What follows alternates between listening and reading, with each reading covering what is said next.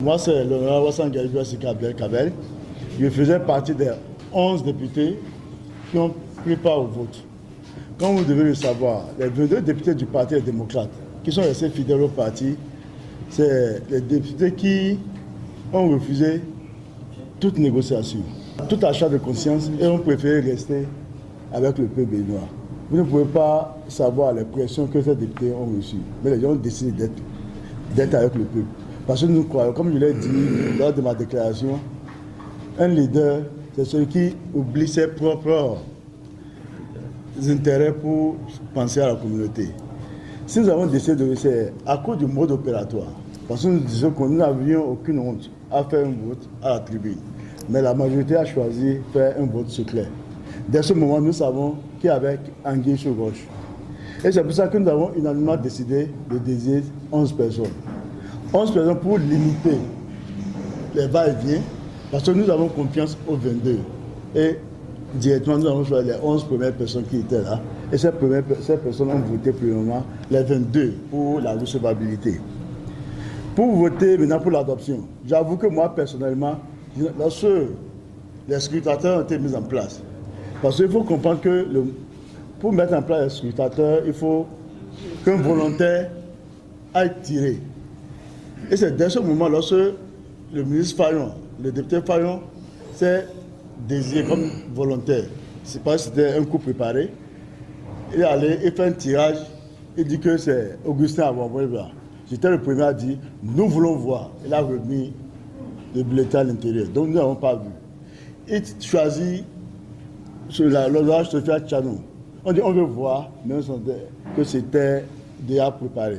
Pour cette raison, je me suis déplacé personnellement pour aller rester un peu à côté, pour essayer de mieux voir. Lorsque le vote venait vers la fin, l'honorable Augustin Awamwebla s'est levé pour sortir. Une seconde, finalement qu'on a compris qu'il était allé préparer le jeu. Il rentre, il se déplace, en tant que scrutateur, il se déplace pour venir à mon niveau. Et c'est en ce moment, il vient à notre niveau, la première rangée où il y avait le député Hassan Garibia Sika Abdelkabel que je suis, le député Ogbon et le député Adeshokan Gafari. C'est en ce moment que le courant est parti. Il n'y a plus la lumière.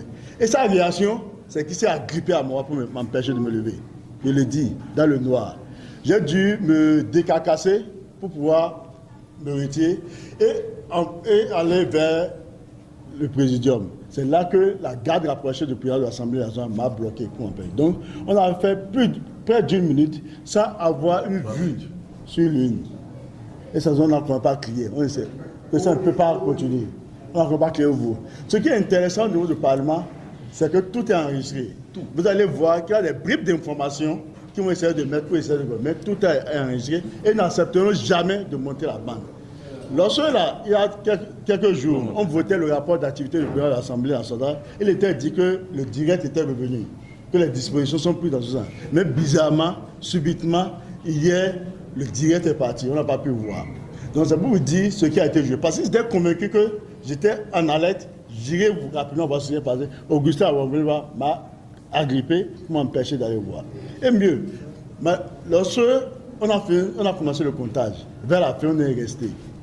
Et c'est là qu'on voit, en notant les pictogrammes, comme on le dit, LD, le vote non était au nombre de 18 et le vote oui au nombre de 90. Alors qu'on est 109 votants. C'est là la supercherie a été prouvée. On n'a pas crié. Il y a 108 votants, au lieu de 109. Il a coupé le courant encore. Et c'est en ce moment que le secrétaire essaie de mettre, comme lui n'est pas un habitué du vol, il n'a pas eu l'intelligence d'effacer les 18 pour mettre 19. Il a juste mis une croix sur les 18 et mettre 19.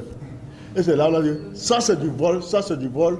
Et dans le brouillard, le président de l'Assemblée s'est levé. Personne n'entendait ce qu'il disait que le vote est passé de 109 votes à 90 pour le oui, et 19 pour le non. Donc c'est ce à quoi nous avons vécu ce matin pratiquement. Mais je voulais aussi faire une précision. Au niveau du Parlement, le Parlement est hermétiquement fermé. Cette coupure, c'est la nuit noire. On ne voit pas.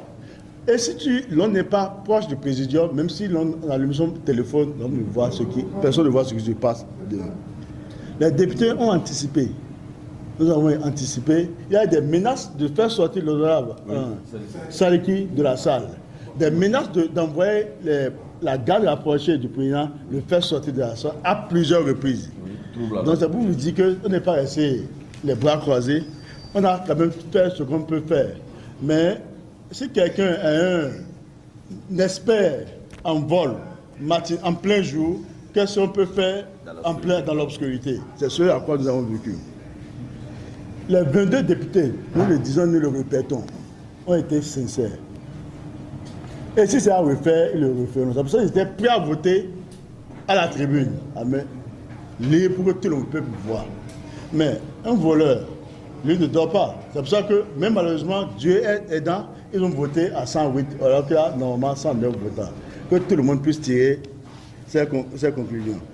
Mais ce que je tiens à préciser, avec cette réforme constitutionnelle, je vais écouter Maître Robert Dossou, je vais écouter Théodore Olo, je vais écouter le président du CFA Dieu Soglo, je vais écouter Mathurin Nago, je vais écouter Bruno Amoussou et je vais écouter tous ceux qui veulent bénéficier du Sénat. Eux qui ont pris part à la conférence nationale. Est-ce que c'est ce qui a été dit lors des travaux de la conférence nationale? Koui. Mettons de côté les intérêts personnels. Pensons à la République. Nous avons les enfants qui grandissent. Nous ne sommes plus des enfants, nous avons les enfants qui grandissent, qui nous écoutent, qui nous suivent. Donnons une bonne éducation et laissons une bonne renommée en voulant quitter cette terre. Que toutes ces personnalités puissent dire un mot de tout ce qui s'est passé, s'ils sont d'accord pour qu'on puisse faire une réforme constitutionnelle dans ces conditions. Le président Diogbenou a dit dans ce pays que même pour toucher une virgule de la Constitution, il faut aller discuter dans les universités, il faut aller dans les marchés, il faut aller partout.